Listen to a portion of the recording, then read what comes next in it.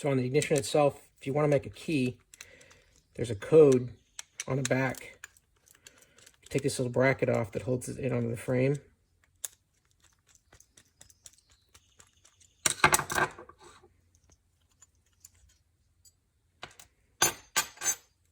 And then there's a number here, but then there's also a number here that's stamped. This one is raised up in the manufacturing process, but the other one is a stamped unique number for this ignition. See if you can see that. It's got 6 characters, numbers and letters. This one is 5NCB14. So if you want to make a key for this spree, you just use that code. It'll make a key. And then there's a guy on eBay that you can message with, tell him what your code is, and he'll tell you if he can make a key ahead of time. And then you pay him and he'll make your key. You can use a local guy. I've called around. Local key shops have this machine that use this code. You just tell them the year and model of the vehicle and this code, and they can make the key. Pretty cheap. 2 for $20 here in Texas. That's how I get a key made. Show you a Hotwire spree in case you got a ignition tumbler but you don't have a key for it and you don't want to pay for a new one. You don't really care if you got the key anymore or not. Basically, from the harness here, you've got a plug with black and white stripe and red, and then you've got 2 other lines, black and a green.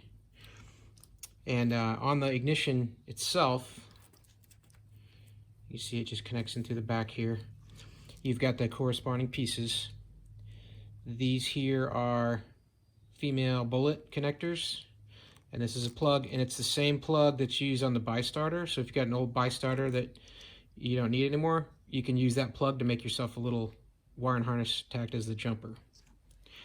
What you're going to need to do is ignore the green and ignore the black with the white line on it, and you're going to want to jump the red to the black, meaning I'm going to make a connection there, just simple connection. And I'm going to put a toggle switch on it so that I can turn the bike on, turn the bike off, and then know that it's got, dead connection to the battery.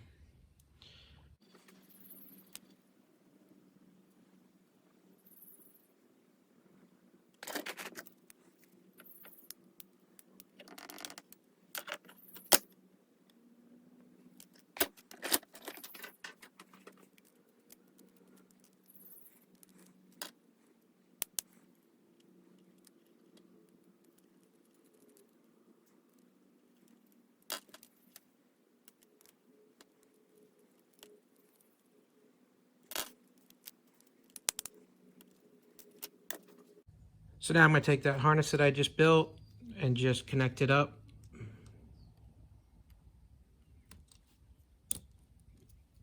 Here, this is going to connect into my red line and then go down to my on-off switch and then come back into this bullet and then plug it in here into this black line.